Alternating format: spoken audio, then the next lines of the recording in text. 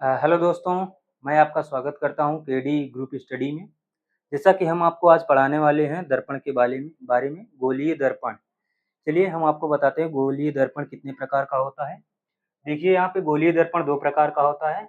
पहला जो होता है अवतल दर्पण, इसका मतलब इसको हम अवतल दर्पण को ही हम नतोदार एंड कन्वर्जिंग मिरर भी बोलते हैं। और दूसरा जो दर्पण होता है वो हमारा होता है अवतल दर्पण जिसको हम उन्नतोदार बोलते हैं। और जो हमारा तीसरा नाम इसका होता है डाइवर्जिंग मिरर। चलिए अब हम इसके बारे में अवतल दर्पण के बारे में विस्तार से हम आपको एक्सप्लेन करके समझाते हैं।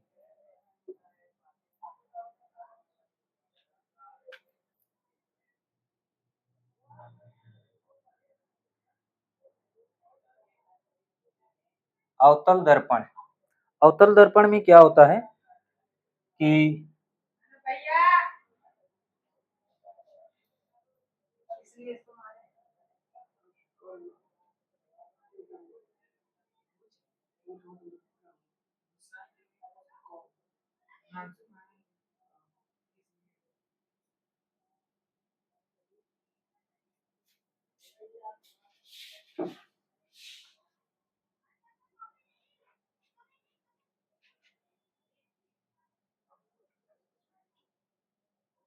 यह है हमारा अवतल दर्पण।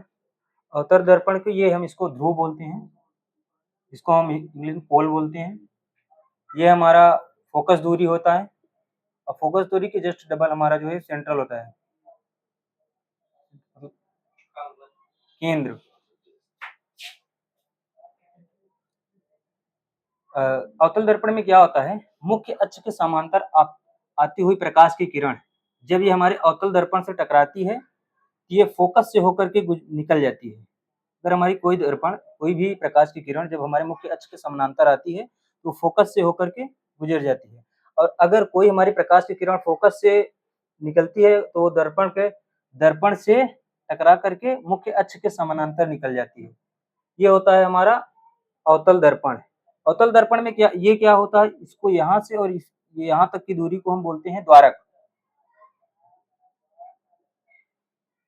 द्वारक और एफ बराबर r/2, ये क्या होता है, फोकस दूरी जो होता है ये सेंट्रल मतलब गोलीय दर्पण के केंद्र के आधा होता है। गोलीय दर्पण केंद्र के आधा होता है। चलिए अब हम आपको बताते हैं उत्तल दर्पण के बारे में।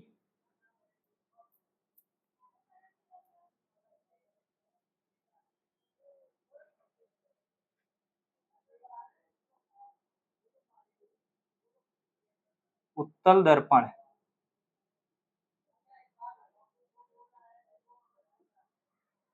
उत्तल दर्पण में क्या होता है, ये हमारा दर्पण हो गया। इस तरफ हमारा जो होता है ये पार्ट पॉलिश हुआ होता है। और उत्तल दर्पण में जो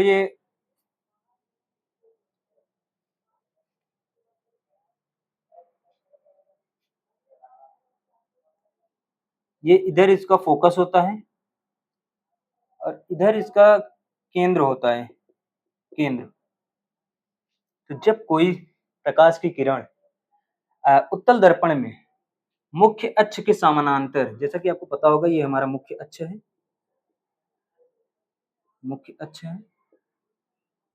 मुख्य अक्ष के समानांतर यदि आती है तो वो इस प्रकार से डाइवर्ट हो जाती है। ये फोकस से आती हुई प्रतीत होती है, वो रियल में नहीं आती है लेकिन ऐसा हमको आभास होता है कि ये फोकस से ये किरण आ रही है। इसी को हम बोलते हैं उत्तल दर्पण।